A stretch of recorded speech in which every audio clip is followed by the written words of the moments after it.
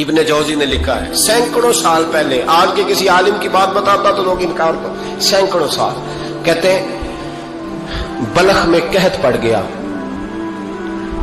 لوگ ہجرت کر کے سمرقند آ گئے، ایک سیدوں کا خاندان بھی آیا، ایک ایسی خاتون بھی آئی جس کے ساتھ 3 بیٹیاں تھی، بیٹا بھی کوئی نہیں، خاوند فوت ہو گیا، مسجد کے ساتھ مہمان خانے بنے ہوتے تھے، وہاں اس نے بچوں کو ٹھہرایا اور نکلی سمرقند میں کہ کوئی آدمی مل جائے، تو وہ سیٹھ صاحب چودھری صاحب کہنے لگے مجھے کیسے پتا چلے گا تو سید ہے، مجھے بتاؤ، کسی کو چوک میں کھڑا کر کے کہا جائے بتاؤ تو کون ہوتا ہے، اس شخص کا کیا اشر ہوتا ہے، کیا حال ہوتا ہے، کہا کیسے پتا چلے گا؟ تو سید زادی نے اپنا پلو کھولا اور اپنے آنسو دونوں آنکھوں سے صاف کیے تو کہنے لگی اللہ تیرا بھلا کرے، میں ثابت نہیں کر سکتی کہ میں حضور کا خاندان، میرے پاس کوئی دلیل نہیں، میں نہیں بتا سکتی، چل ٹھیک ہے، چلی گئی۔ کسی نے بتایا کہ یہاں ایک یہودی بھی رہتا ہے، وہ بڑا سخی ہے، یا آتش پرست ہے، یا پارسی ہے کافر غیر، سخی بڑا ہے، اس کے پاس گئی، بیٹھی رہی، لوگ بیٹھے تھے، جب چلے گئے تو قریب گئی، کہنے لگی مجبور ہوں، پریشان ہوں، غریب نہیں ہوں، کہنے لگا بی بی تجھے کبھی دیکھا نہیں، سمرقند کی اتنی آبادی نہیں، میں سارے شہر، تو کون ہے؟ تو کہنے لگی تعارف نہ ہی پوچھے تو اچھا ہے۔ اس نے کہا چلو اگر پتہ چل جائے تو، کہنے لگی میں مسلمانوں کے نبی کی اولاد ہوں، مسلمانوں۔ اس نے کہا پیغمبر خدا کی اولاد؟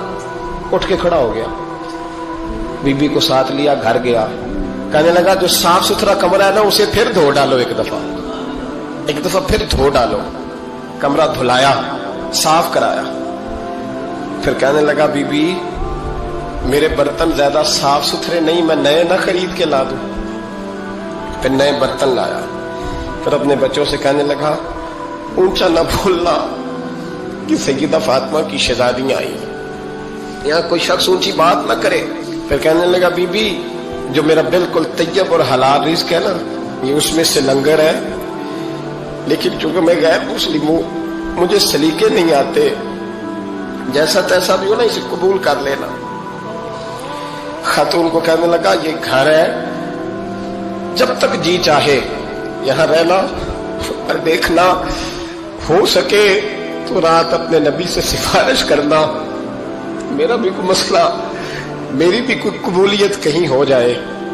وہ مسلمان کہلانے والا رات کو سویا، کہتے جنت سجی ہوئی ہے، لوگ جنت میں جا رہے ہیں، لائنیں لگی ہوئی ہیں، نبی پاک لوگوں کو جنت میں بھیج رہے ہیں، میں بھی دوڑ کے لائن میں لگ گیا، فرشتے نے میرا بازو پکڑا، کا پیچھے ہٹ، تو میں دوڑ کے حضور کی بارگاہ میں گیا، میں حضور سارے جنت میں جا رہے ہیں، یہ مجھے نہیں جانے دیتا۔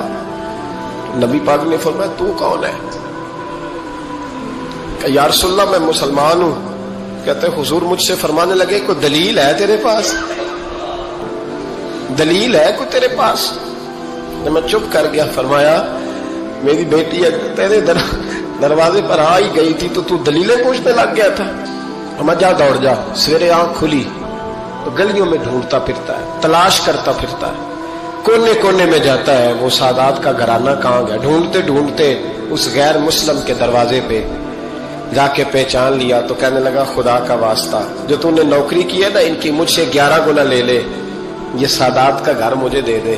تو کہنے لگا کل تو آتا تو شاید بات اور ہوتی، آج بات اور ہے۔ اس نے کہا مہربانی کر، کہا نہیں کل تو آتا تو معاملہ اور تھا، آج معاملہ آج اور ہے، رنگ بدل گیا ہے، حالات تبدیل ہو گئے ہیں، اب تو دیکھتا کیا ہے، جا دوڑ جا۔ کہنے لگا نہیں مہربانی کر، دے دے، تو غیر مسلم ہے، تیرا کیا تعلق؟ کہنے لگا چپ کر، غیر مسلم میں کل تک تھا، کل سے سجدوں سے پیار کیا ہے تو میرے حالات سنور گئے ہیں، وہ جو نظارے تو نے رات خواب میں دیکھے ہیں میں نے جاگتی آنکھوں سے دیکھے ہیں، میں نے جاگتی آنکھوں سے، اور تو نے کسی مفتی پیر عالم کے ہاتھ پہ کلمہ پڑھا ہے، میں نے رات محمد عربی کے ہاتھ پہ کلمہ پڑھا۔ حضرت عمر جب نعرہ لگاتے نا تو کیسے ہو کس طرح کانپتے، سفیر آتے روم کے ملنے کے لیے تو کہتے جاؤ عمر نفل پڑھ رہے ہیں، ٹائم کوئی نہیں۔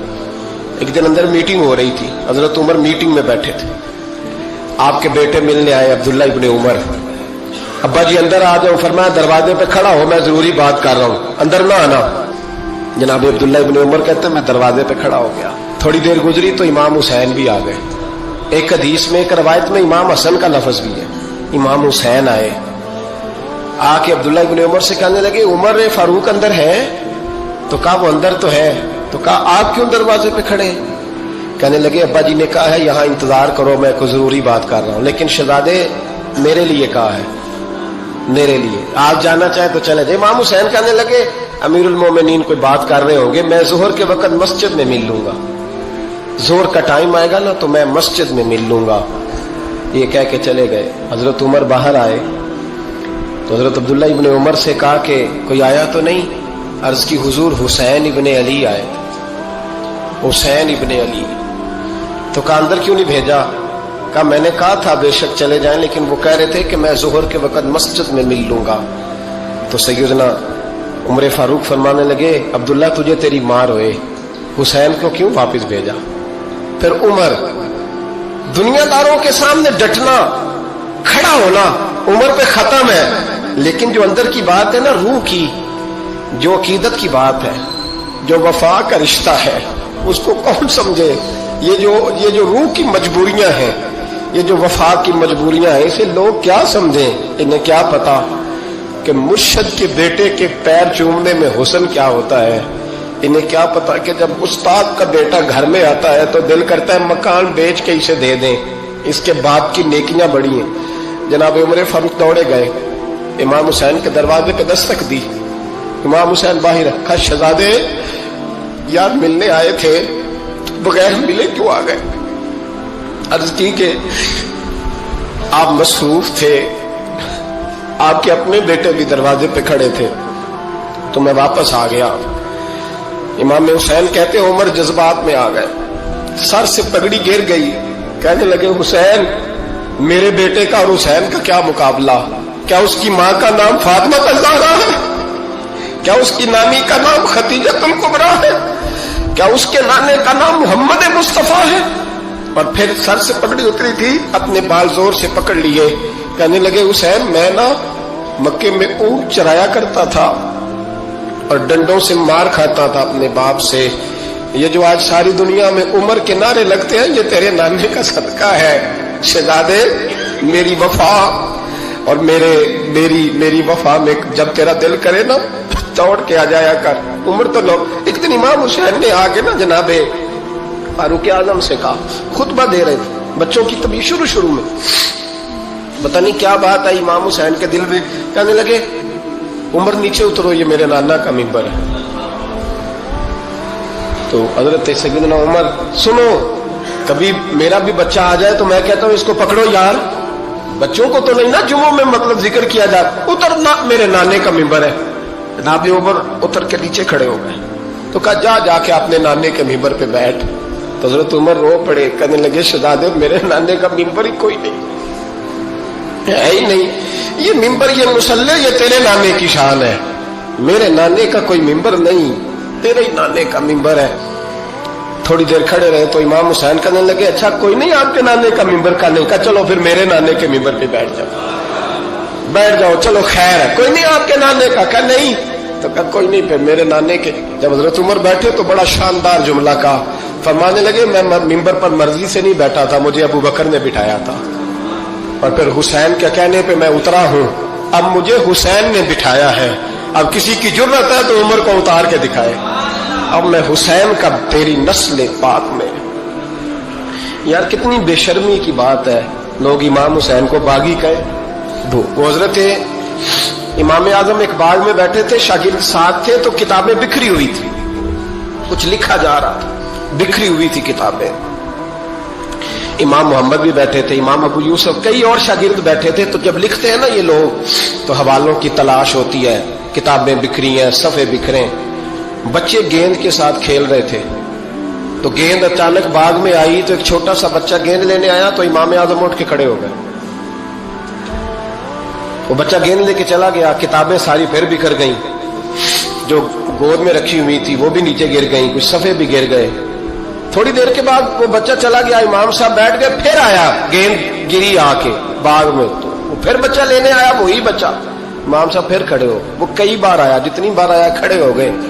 कई लोग सब्र नहीं कर पाते, जल्दबाज होते हैं आजकल के शागिर्दों की तरह। तो एक शागिर्द बोल पड़े, कहने लगे हुजूर वो तो बच्चा है, 100 दफा आएगा। अब 100 दफा खड़े होंगे। फरमाया तू 100 की बात करता है, ये 1000 दफा भी आया तो मैं खड़ा होऊंगा। कहा हुजूर बच्चा है, आप क्यों खड़े हो गए? फरमाने लगे मामूली बच्चा नहीं, मेरे उस्ताद का पोता है। तो जिसने मुझे अल्लाह रसूल का नाम बताया उसका पोता है तो मैं खड़ा ना हूं। अगर उस्ताद के पोते का ये अदब है तो बताओ मोहम्मद अरबी के नवासे का क्या अदब है?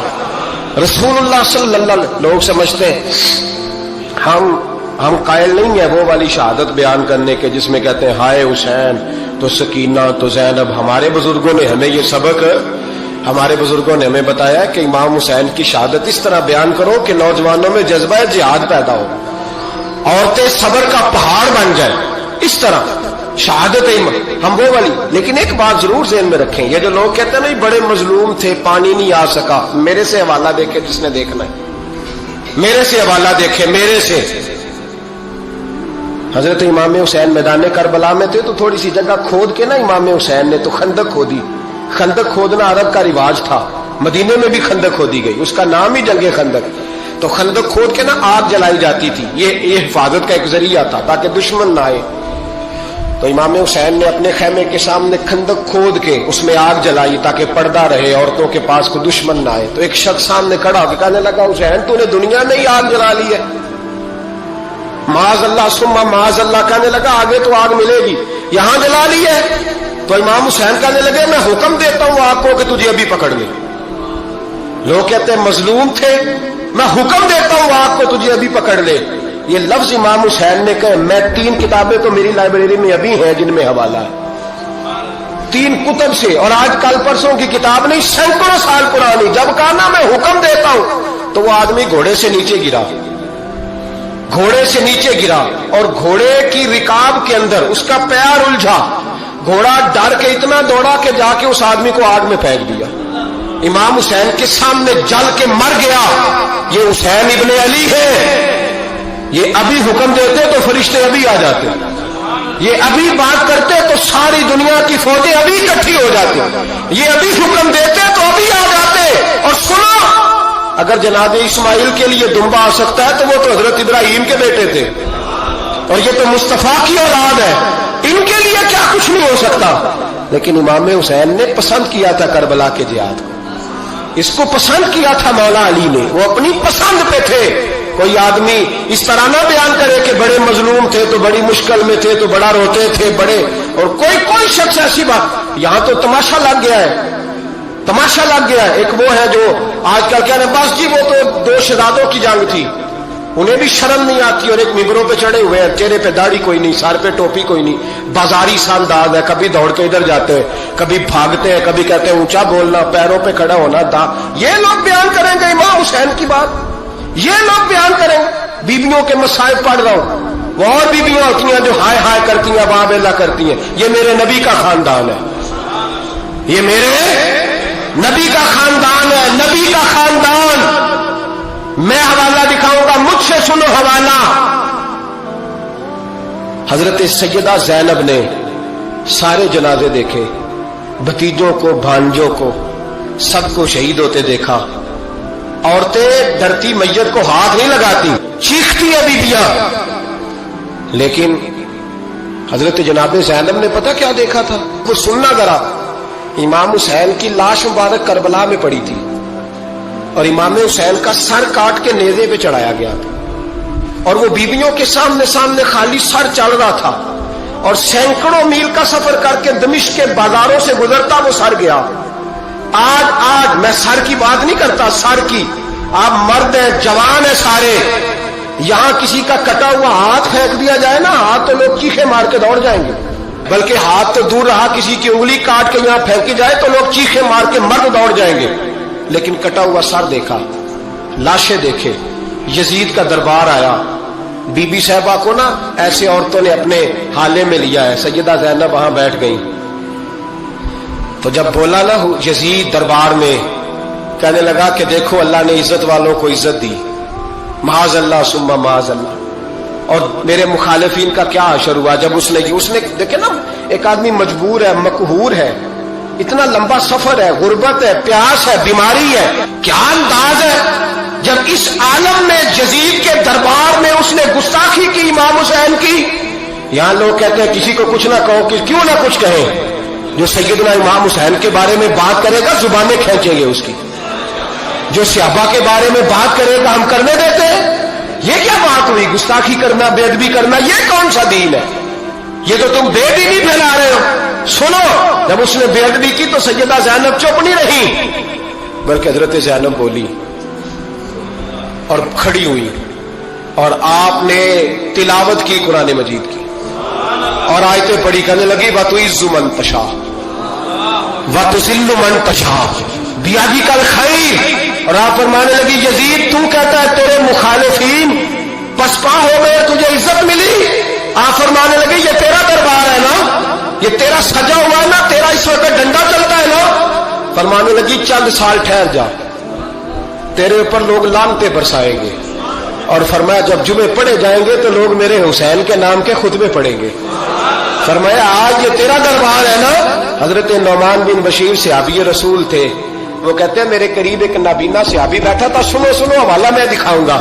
کہنے لگے میرے قریب اس وقت یزید کے دربار میں ایک نابینا صحابی بیٹھے تھے، جب بی بی زینب نے یہ بات کی نا تو وہ نابینا صحابی میرا ہاتھ پکڑ کے کہنے لگے نعمان علی آ گئے، یہ تو علی کی آواز ہے، علی آ گئے، جبریل امین بول رہے ہو جیسے، حکمت کے گوہر رول رہے ہو جیسے، دربار دمشق میں وہ زینب کا خطاب منبر پہ علی بول رہے ہو جیسے۔ کہنے لگے علی آ گئے، علی، یہ تو علی کی آواز ہے۔ جناب نعمان بن بشیر کہنے لگے نہیں، علی جب بولتے تھے تو بڑا رنگ ہوتا تھا، ابھی تو زینب کھل کے بول ہی نہیں رہی، ابھی تو زینب ستائی ہوئی ہے، ابھی تو زینب زخم کھا کے آئی ہے، ابھی تو زینب پیاسی ہے۔ کاش زینب تر و تازہ ہوتی اور زینب خطبہ پڑھتی تو علی کی طرح گرجدار آواز نکلتی، یزید کے محل کانپتے، جبریل امین بول رہے ہوں جیسے، حکمت کے گوہر رول رہے ہوں جیسے، دربار دمشق میں بی بی زینب کا خطاب منبر پہ علی بول رہے ہوں جیسے۔ وہ مسکینوں کی طرح منتیں نہیں کر رہے تھے، ہائے پانی ان کا مزاج ہی نہیں تھا، بلکہ وہ دلیر لوگ تھے، دلیر، اور بر موقع بر محل بولتے تھے۔ یزید آیا دربار میں، جب یہ سارا قافلہ وہاں پہنچا تو یزید دربار میں آیا، اور جب وہ دربار میں آیا تو بادشاہوں کا طریقہ ہے، گاڑیاں، اب ہمارے بادشاہوں نے روٹر والی گاڑیاں رکھی ہوئی ہیں، وہ یوں چلتی ہیں، شور ہوتا ہے پیچھے، اس زمانے میں کہا جاتا تھا با دبا ملاحظہ ہوشیا، پیچھے ہٹ جاؤ، نعرے لگنے لگے۔ تو یزید کا ایک ناخلف بیٹا امام زین العابدین سے کہنے لگا تیرا باپ کہاں ہے؟ دیکھ یہ میرے باپ دادا کے نعرے، دیکھ میرے باپ کے نعرے، تیرے کدھر ہے؟ ابھی یہ بات شروع اس نے کی تھی کہ دمشق کی جامع مسجد میں زور کی اذان ہو گئی، اور جب مؤذن نے کہا نا اشہد ان محمد رسول اللہ، تو امام زین العابدین اس کا ہاتھ پکڑ کے کہنے لگے یہ میرے نانا کے نعرے لگ رہے ہیں، اگر تیرا ہے تو بتا، یہ میرے نانا کے نعرے ہیں۔ اور فرمایا تیرے باپ کے 2-2.5 سال لگیں گے، میرے نانے کے قیامت کے بعد بھی لگیں گے، میرے نانے کے نعرے قیامت کے یہ لگتے رہیں گے، لگ رہے ہیں اور لگتے تھے اور لگتے رہے گے۔ میرے بھائی یاد رکھو، دلیری، ہمت، پہلی بات ان سے پیار کرنا ہے، دوسرا ان کی ہمت، ان کا مقام دلیری کرنا ہے، ان کا کام ہمت کرنا ہے، ان کا کام ڈٹ جانا ہے، کمزوری دکھانا اہل بیت کا طریقہ ہوتی۔ حضرت عباس کے بازوؤں میں درد ہوتی، جناب زینب پھر پریشان ہوتی ہیں کہ ہم تو اس بے حیائی کے خلاف لڑے اور امت ابھی یہ گند کر رہی، جو چوکوں میں کھڑا ہوتا ہے نا عورتوں کو تاڑتا ہے، وہ یزید کے طریقے پہ عمل کرتا ہے۔ یہ دلائل ہے، آپ سوچ لیں، اندازہ کر لیں کہ ہم نے کس جماعت میں کھڑے ہونا ہے، اس لیے گند سارا نکالیں۔ امام حسین کا ایک پیغام آج اپنانا بڑا ضروری ہے۔ امام حسین نے سر سجدے میں کٹایا اور قرآن کی تلاوت نیزے کی نوک پہ بھی جاری رہی ہے، اس لیے آج کم از کم 10 نفل امام حسین کی سنت سمجھ کے ضرور پڑھیں گے انشاءاللہ۔ جنہوں نے روزہ رکھا بڑا اچھا کیا ہے، چلو جو نہیں رکھ سکے پھر بھی نفلی ہے، کوئی فرض نہیں، कम अज कम 3 दफा सूरत यासीन की तिलावत आज जरूरी है इमाम हुसैन के लिए। करेंगे इंशाअल्लाह ताला। अगर वो नेज़े की नोक पे पढ़ सकते हैं तो आप उनकी खातर भी तो पढ़ ही सकते हैं ना।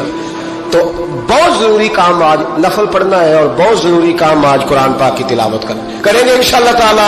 हज़रत अब्दुल्लाह इब्न मसूद रज़ी अल्लाह ताला अन्हु हदीस के रावी हैं। हुजूर ने फरमाया जिसके दिल में राई के दाने के बराबर भी तकब्बुर हुआ वो शख्स जन्नत में नहीं जाएगा। तो अर्ज की या रसूलल्लाह सल्लल्लाहु अलैहि वसल्लम, एक आदमी अच्छा लिबास पहनता है, अच्छा बन के रहना चाहता है, साफ सुथरा बन के रहना चाहता है, तो क्या ये भी तकब्बुर है? तो सरकार ने फरमाया नहीं, अल्लाह तो खूबसूरत है, खूबसूरती को तो पसंद फरमाता है। तो या रसूलल्लाह सल्लल्लाहु अलैहि वसल्लम फिर तकसीम किस तरह करें, तकब्बुर के मफहूम को कैसे समझे? तो 2 बातें नबी पाक अलैहिस्सलाम ने इरशाद फरमाई। सारे उन्वान को इन 2 बातों में समझा जा सकता है। महबूब फरमाने लगे तकब्बुर तो ये है कि बंदा हक कबूल ना करे और दूसरे बंदों को अपनों से हकीर समझे। अगर तेरा कोई भी कमाल कबूले हक में रुकावट बन गया तब तू मुतकब्बिर है, और अगर किसी भी मकाम पर जाकर तो किसी को हकीर समझने लग गया है फिर तो मुतकब्बिर है। वरना अच्छा लिबास पहनने से बंदा मुतकब्बिर नहीं होता, अच्छी गाड़ी में बैठने से बंदा मुतकब्बिर नहीं होता, अच्छे घर में रहने से बंदा मुतकब्बिर। बल्कि हजरत बायजीद बुस्तामी रहमतुल्लाह अलैह तो यहाँ तक फरमाते हैं कि मैंने बहुत बड़े बड़े मकानों में दरवेश बसते देखे और मैंने बड़े बड़े जुब्बों के अंदर तकब्बुर को मुलाजा किया, गुरूर देखा मैंने वहां।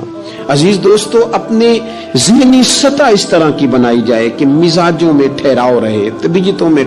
हमें ना 2-3 चीज, और जनाब मुझे तकलीफ है, मैं जरा जल्दी चेक कराना। सबको तकलीफ ही होती है, सारे तकलीफ से ही आते हैं, बाहर बैठो देख लेते हैं। इल्म इसका नाम है कि दूसरों को जाहिल समझा जाए? इल्म इसका नाम है कि आपको शऊर ही ना आए? इल्म तो आगही सिखाता है। अगर कोई आलिम होकर अपनी मां के पैर नहीं दबाता तो फिर उसके इल्म ने उसे कुछ भी नहीं सिखाया, उसके इल्म ने उसे कुछ। हजरत अब्दुल्ला बिन अमर रदी अल्लाह ताला अन्हु और हजरत अब्दुल्ला बिन उमर दोनों बैठे थे। एक सहाबी हैं अब्दुल्ला बिन अमर बिन आस रदी अल्लाह ताला अन्हु, और एक सैयदना फारूक आजम के बेटे हैं जिनको अब्दुल्ला बिन उमर कहा जाता है। दोनों बैठे थे। अब्दुल्ला बिन अमर उठ के चले गए तो अब्दुल्ला इब्न उमर ने रोना शुरू कर दिया। अले अजीज भाइयों, मिजाजों के अंदर हजरत शेख सादी रहमतुल्लाह, मैंने कुछ लोगों को देखा है अगर कोई नेक काम कर लेते हैं ना तो फिर वो कहते हैं चूंकि मैंने किया लिहाजा सारी दुनिया फौरन ये करे। आप ये क्यों नहीं समझते कि रब ने आपको तौफीक दी है तो आप आजिज हो जाए अल्लाह के बंदे, आप आजिज़ी इख्तियार करें। वो कहते हैं चूंकि मैं करता हूं लिहाजा मैं अब इतना बड़ा आदमी हूं तो फलाने फलाने फलाने फलाने बंदे तो ठीक ही नहीं।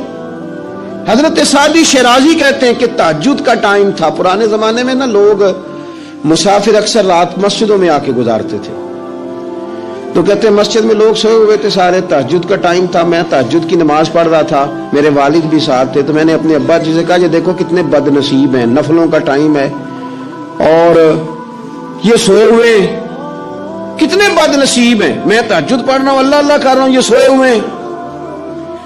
तो फरमाते हैं मेरे वालिद कहने लगे काश तू भी सोया ही रहता, लोगों के कपड़े तो ना फाड़ता, काश तू भी, तेरा सोना ही बेहतर था, इस तहज्जुद से तो तू सोया ही रहता तो बेहतर था, कपड़े तो ना फाड़ता लोगों के। और खुदा के बंदे अगर तूने पढ़ी है तो तेरा और रब का रिश्ता है, इसकी बुनियाद पर तू दूसरों को हकीर जानने लग गया है। इसकी बुनियाद पर इल्म पढ़े दा मान न करिए, माता की मैं पढ़िया, ओ जब्बार कहार कहावे, मते रोड देवे दुध कड़िया। थोड़ा सा अपने तबीयत में आजिज़ी पैदा कर। ये तो देखे ना कितने बड़े बुजुर्ग हैं, हजरत फुज़ैल बिन अय्याज़, 60,000 लोगों ने हज किया, हजरत के भी वो हजों में बहुत 21वां 22वां हज था। किसी ने पूछा हुजूर इस साल हज के बारे में आपका क्या ख्याल है? तो आप फरमाने लगे जितने भी हाजी आए सारे नेक थे, हज जरूर कबूल होगा, और अगर किसी वजह से कोई कमी रह गई तो वो मेरी नहुसत की वजह से रह जाएगी, इसलिए कि उनमें सबसे ज्यादा गुनाहगार मैं ही हूं। میری وجہ سے کوئی رہ گئی تو رہ گئی، ورنہ تو امید ہے خدا فضل ہی فرمائے گا۔ آپ کے مزاج میں جب عاجزی ہوتی ہے کہ نا، اگر آپ کسی مقام پہ فائز ہیں تو وہ تو اللہ نے دیا آپ کو، تو اب تو آپ کو اس مقام پر جا کے بھی عاجزی ہی کرنی چاہیے تھی، اور اگر آپ وہ عاجزی نہیں کر رہے تو اس کا مطلب ہے آپ بہت ساری خطاؤں کا شکار ہیں۔ ہمارے زمانے میں نا ایک رواج آیا ہے کمزوریاں بیان کرنے کا، اور کمزوری اکثر وہ بندہ بیان کرتا ہے جو اپنے آپ کو کچھ سمجھتا ہے۔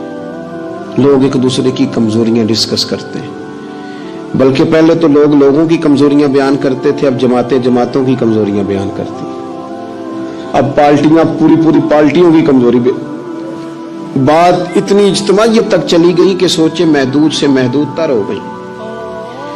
اللہ تعالیٰ نے ایک دفعہ حضرت موسیٰ کلیم اللہ علیہ السلام سے فرمایا کہ آپ کی قوم میں جو سب سے نیک آدمی ہے نا، اسے ڈھونڈ کے میری بارگاہ میں لائیں۔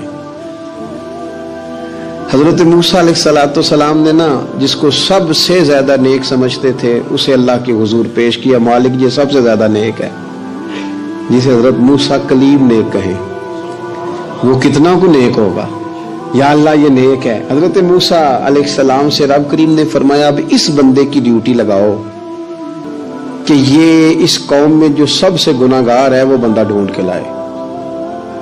اگر یہ ڈیوٹی ہماری لگتی تو پھر تو اللہ خیر کرے، سارے گناہگار تھے ماں سوائے میرے، خدا مجھے ایسی خدائی نہ دے کہ اپنے سوا کچھ دکھائی نہ دے۔ جناب اس کی ڈیوٹی لگائیں، حضرت موسیٰ کی گواہی ہے یہ سب سے زیادہ نیک ہے، اس کی ڈیوٹی لگائیں یہ سب سے گناہگار بندہ ڈھونڈ کے لائے۔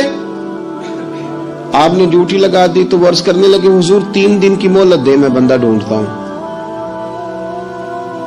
3 دن 3 راتیں گزر گئیں، آنے کا وقت آیا تو اسی نیک آدمی نے کیا کیا، اپنے گلے میں رسی ڈالی اور اپنے ہی ہاتھ سے پکڑ کے لا کے حضرت موسیٰ کلیم کے دست مبارک میں دے کے کہا حضور 3 دن کوشش کی ہے، سب سے زیادہ گناہگار میں ہی ہوں۔ برے بندے نو میں لبن ٹریا تے جگ تے ملیا نہ کوئی، تے اپنے اندر چھاتی پائی تے میتھوں برا نہ کوئی، میں ہی ہوں۔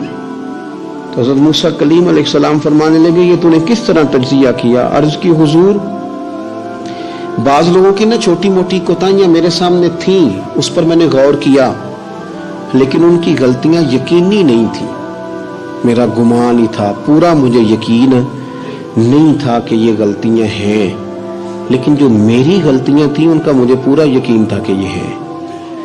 کسی کی غلطیاں میرے سامنے یقینی نہیں تھی، اپنی کوتاہیاں میرے سامنے یقینی تھیں، اور جو زیادہ یقینی چیزیں تھیں نا اس پر جب میں نے غور کیا تو پھر میں سمجھا کہ اس بستی میں سب سے گناہگار میں ہی ہوں۔ آپ مجھے نا بتائیں اب میرے لیے آپ نے کیا کرنا ہے؟ جناب موسیٰ وہیں کھڑے تھے تو رب کریم نے حضرت موسیٰ سے کلام فرمایا، وہی فرمائی، فرمایا میرے کلیم اس کو جو سب سے زیادہ فضیلت ملی ہے وہ نمازوں کی وجہ سے نہیں ملی، یہی اس کی عاجزی ہے جس کی وجہ سے رب نے سب سے زیادہ فضیلت عطا فرمائی۔ یہ اس کے ذہن کے اندر بات ہے جس سبب سے اللہ تعالیٰ نے اسے یہ اعزاز دیا۔ تھوڑا سا نا چیزوں کو سمجھا جائے، انسان اپنی ذہن سازی کرے، اپنے اوپر غور کرے۔ ہم اپنے آپ کو 2 4 5 چیزیں دیکھ کے تسلیاں دے کے بیٹھ جاتے ہیں کہ نہیں نہیں چھوڑ، تو ساری دنیا اتنی خراب ہے، تو فلانی نیکی بھی کرتا ہے۔ اس سے نا انسان کی روحانی زندگی کمزور پڑ جاتی ہے، اس کے افکار پہ میل کچیل چڑھنے لگ جاتی ہے، وہ آہستہ آہستہ کمزور ہونے لگ جاتا ہے۔ کچھ بھی فرق نہیں پڑتا، اگر طبیعت میں عاجزی آ جائے تو کوئی فرق، مثلا کیا ہو جائے گا اگر کوئی شخص تھوڑا بہت اگر کام کر لے، اگر کسی وقت وہ کوئی عاجزی اختیار کر لے تو اس سے فرق پڑ جائے گا۔ اور میں نے دیکھا سوسائٹی کا یہ ماحول بن گیا، وہ جناب تسا شاہ پر چکے ہے، اور بڑے اور انداز میں لوگ بات کرتے ہیں، اپنی طبیعتوں پہ بوجھ ڈالا جائے۔ ہمارے ہاں نا ایک لمبی لسٹ ہے ان لوگوں کی جن کی وجہ سے ان کے اپنے تکلیف میں یعنی کیا مثلا کیا کہہ سکتا ہے بندہ داماد کو؟ کہہ سکتا ہے کچھ، لیکن اس نے مصیبت کھڑی کی ہوئی ہے، وہ بیٹی کو نواسوں کو لے کے آتا ہے تو دروازے پہ چھوڑ کے چلا جاتا ہے، کہتا ہے اسٹیٹس ہی نہیں میرا، میں ایک جنازے پہ چلا گیا تو قبرستان میں ایک فیملی میں کسی کا انتقال ہو گیا، تو قبرستان میں ان کا داماد اپنے برادر اللہ سے سالے سے کہہ رہا ہے کہ وہ تم نے تو اپنے ابا کی قبر پہ تختی بھی نہیں لگائی، اتنے بھائیوں تختی بھی نہیں لگا سکتے۔ وہ کہنے لگا بھائی جان بس وہ مصروفیت رہی ہے، قبر تو پکی کرا دی تھی تو بس تھوڑے دنوں میں لگوا دیتے۔ وہ بیچارہ نا ادھر ادھر میری طرف بھی دیکھ رہا ہے کہ لوگ سن، اور وہ ڈھٹائی سے باتیں کیے جا رہا ہے کیونکہ وہ داماد ہے، ان کی بیٹی گھر ہے، مفت کی بلیک میلنگ ہے۔ وہ بندہ چلا گیا، میں نے اس کا بازو پکڑ کے سائڈ پہ کر لیا، میں نے کہا یار تجھے قبروں میں بھی اللہ نہیں یاد آیا؟ یہ مفت کی جو آزمائشیں ہم لوگوں کو ڈالتے ہیں نا، اس سے بچیں۔ بلا وجہ کہ جناب وہ مجھے پوچھا نہیں تو مجھے جناب دیا نہیں تو میری بھی کوئی حیثیت تھی، آپ اس طرح نہ گنوائیں۔ ان سے چیزیں چھلکتی ہیں، اس سے محسوس ہوتا ہے کہ آپ چھوٹے آدمی، اس سے محسوس ہوتا ہے کہ ہم کمزور پڑ گئے، ہم نے کس بنیاد پر لوگوں کو لوٹنا اور تاڑنا اور لتاڑنا شروع کر دیا۔ انسان ہوتا ہے۔